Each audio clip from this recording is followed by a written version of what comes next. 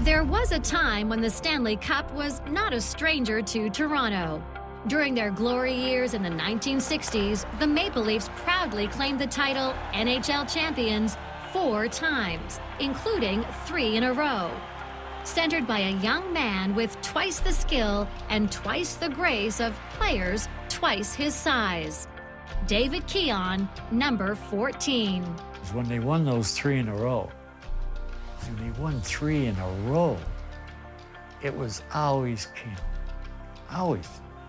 He wasn't of big stature, but how he played made him a giant. It's slapped to the blue line. Keon's going to break one man back. Keon going up the center, over the blue line, around Del Vecchio. He shoots, he scores! Big Keon scores! You could list 100 things that make a hockey player as good as he is, and I'm pretty sure Dave Keon has all those.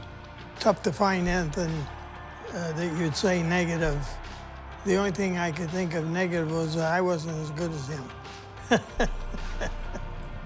He was a small-town centerman from northern Quebec whose discipline and self-control never betrayed his inner fury.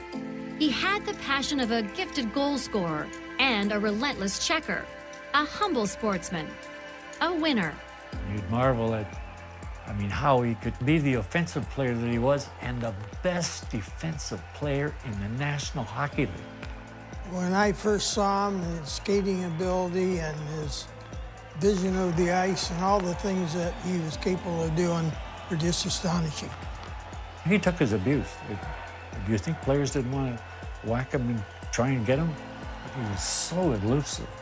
He was so quick on his feet. He danced around people.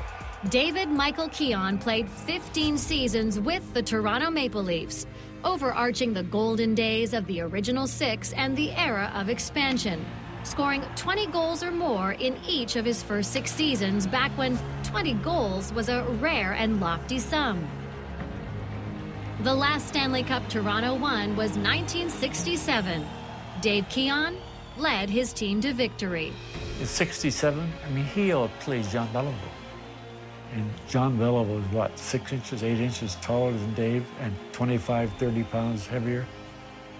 He put John Beliveau literally into the ice. And that's how the Leafs won. David Keon's enormous contribution to the Toronto Maple Leafs was recognized in 1969 when he was named captain, a fitting honor for a legendary player. He raised the stature of the Leaf team, and everybody picked up from what he was doing. But he was a leader. He was a leader. 2 years ago, a panel of experts and an election by the public acclaimed David Keon as the greatest Maple Leaf of all time. Determined, defiant, beloved. There could have been no other choice. He is one of the best people you can be associated with in hockey. Have on your team, he provided everything. He was sensational, just a sensational player. And not from leading the league in scoring or whatever, but it was helping his teammates, always thinking about his teammates. That was Dave. He says, this is how you play the game. This is how you play the game, hockey. David Keon once said that when you win the Stanley Cup, you're king forever. He was right.